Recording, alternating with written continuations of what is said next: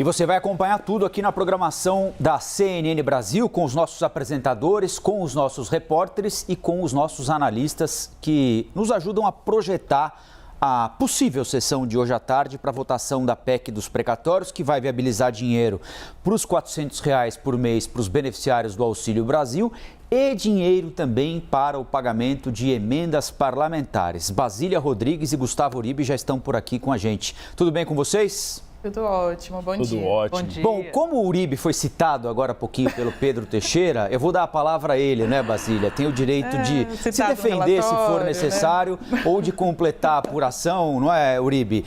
É uma quarta-feira, vocês que estão aí em Brasília há muito tempo, você e a Basília sabem melhor do que a gente, né? Não é fácil colocar deputado no plenário numa quarta-feira. Depois, aliás, nem na quarta, nem na quinta, muito menos na sexta, né? Depois de um final de semana prolongado por um feriado na terça-feira.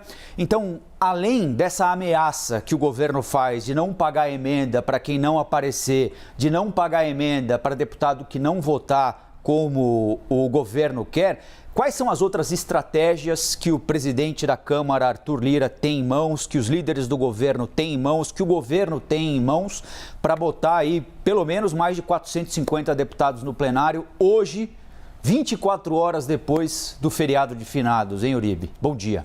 Olha, Colombo, há um reconhecimento tanto da oposição como da base aliada que a articulação política foi bastante desastrada ao achar que vai conseguir hoje ter quórum para a votação. Bom dia a todos, bom dia Basília, Colombo, Elisa e Luciana. Há um conflito de expectativas. O Palácio do Planalto diz que conseguirá colocar pelo menos 400 deputados federais para avaliar a proposta. A oposição e até integrantes da base aliada dizem que é muito difícil. A própria cúpula da Câmara dos Deputados reconhece que a questão do feriado nesta semana fez com que a votação ficasse prejudicada. Houve deputados federais que entraram em contato com a cúpula da Câmara dos Deputados ontem para dizer que não sairão das suas bases eleitorais, estão lá fazendo campanha, falta um ano para a campanha eleitoral, então que eles precisam fazer aquela espécie de beijamão e cumprimento de eleitores.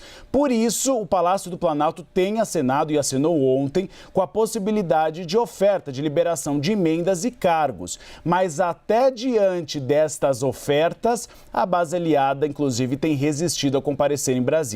Por isso que Arthur Lira marcou uma reunião de líderes, um almoço, para avaliar se vale a pena marcar ou não a sessão de hoje ou deixar para a semana que vem. Alguns integrantes do Palácio do Planalto com quem eu conversei hoje já reconheciam que provavelmente a votação não deve acontecer hoje, mas Arthur Lira ainda está resistente e ainda tem discutido essa possibilidade. Além da questão do quórum, há dois pontos que têm preocupado bastante. O primeiro, os professores, mas isso já se desenha um consenso. O que se pretende fazer? Incluir uma previsibilidade de pagamento dos precatórios.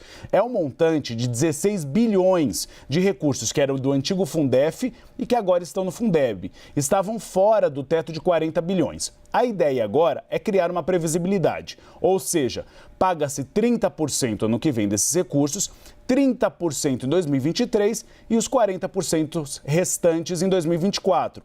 Esta negociação tem o consentimento dos governadores da Bahia, Pernambuco e Ceará, onde estão este montante de precatórios dos professores. O segundo ponto é a revisão do teto de gastos.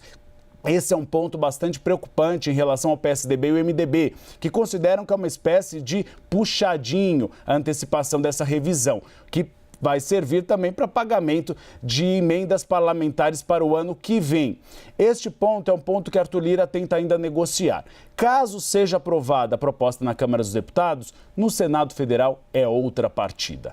Lá, a questão da revisão do teto de gastos é uma grande preocupação e o MDB é a maior bancada do Senado Federal.